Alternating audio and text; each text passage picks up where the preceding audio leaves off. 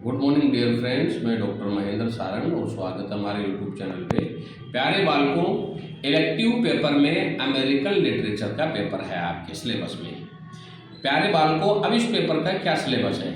जिन बच्चों ने elective paper में अमेरिकन पेपर सेलेक्ट किया है तो ये पेपर जो है स्कोरिंग पेपर है, लेकिन करना किसे है? स्कोरिंग पेपर बनाना आपके हाथ बात है। प्यारे बालकों, इस पेपर का सिलेबस वही है, 100 नंबर का पेपर है, लेकिन इस पेपर में आपके एक्सप्लेनेशन आएगी।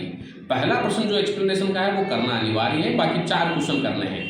अब आप देखिए, आपका इस पेपर का जो सिलेबस है वो ये है कि अमेरिकन रेनेसेंस इसमें दिया गया है, जिसका background 19th century American literature का इसमें आपके दिया गया है। एडगर एलन पोए का fall of the house of असर दिया गया है। विलियम वेल्स ब्राउन का क्लोटेल दिया हुआ है और थ्योरीज का सिविल डिसओबीडियंस दिया हुआ है। हरमन मेलवेली का बाटले द स्ट्रीवेनर दिया हुआ है। वॉल्ट विटमैन का पैसेज टू इंडिया दिया हुआ है और एमिली डिकिंसन की आपकी पोइम्स दी गई है। ये आपका सिलेबस है। अब आपको करना कैसे है? जो बच्चे अमेरिकन लिटरेचर से तैयारी कर रहे हैं, देखो आपको सबसे पहले तो अमेरिकन लिटरेचर में एमिली डिकिंसन को करना है।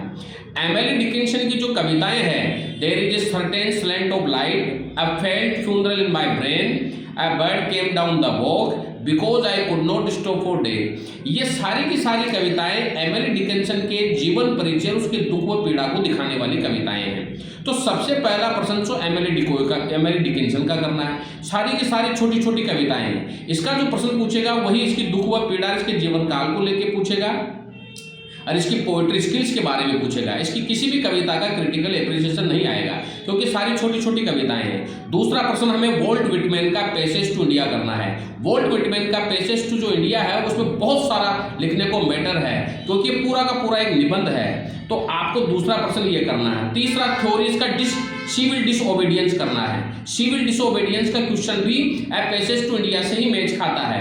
और फिर लास्ट में एडगर एलन पोए का fall of the house of असर करना है। तो 4 लॉन्ग क्वेश्चन जो हमें करने हैं, इनमें से हमें एमिली डिकिंसन हो गया, वॉल्ट विटमैन का पैसेज टू इंडिया हो गया और थ्योरीज का सिविल डिसओबीडियंस हो गया और एडगर एलन पोए का fall of the house of असर हो गया।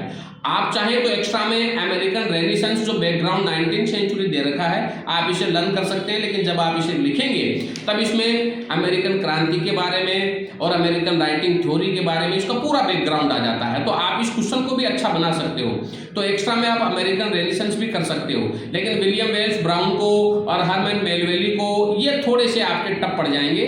लेकिन Emily Dickinson, Walt Whitman, theories, Edgar Allan पोए आप अच्छे हैं। इनमें अच्छी मार्किंग के साथ आप इसको स्कोरिंग पेपर बना सकते हो और आपकी जो एक्सप्लेनेशन आएगी वो आपके थ्योरीज का डिसओबीडियंस में से भी आएगी, वॉल्ट विटमैन में से भी आएगी और एमिली डिकिंसन की कविताओं में से भी आएगी। आपको अगर 4 एक्सप्लेनेशन मैच करनी है तो आप तो वॉल्ट विटमैन और एमिली डिकिंसन को पढ़ लो। एमिली डिकिंसन और वॉल्ट विटमैन को पढ़ने का मतलब है कि आपका 20 नंबर का प्रश्न भी तैयार होगा और इनमें से आपके 101% नहीं 201% एक्सप्लेनेशन भी मैच हो जाएगी। तो प्यारे बालकों, जैसा मैंने बताया है आपको वैसे ही पढ़ना है और मैं फिर एक नेक्स्ट वीडियो बनाऊंगा जिसमें मैं इसका पूरा का पूरा क्वेश्चन पेपर के साथ हाईलाइट करते हुए बनाऊंगा। तो आप इसी तरह से लर्न करें। फिर भी अगर किसी बच्चे को दिक्कत हो तो कमेंट बॉक्स में लिख के जरूर बताएं। Thank you very much.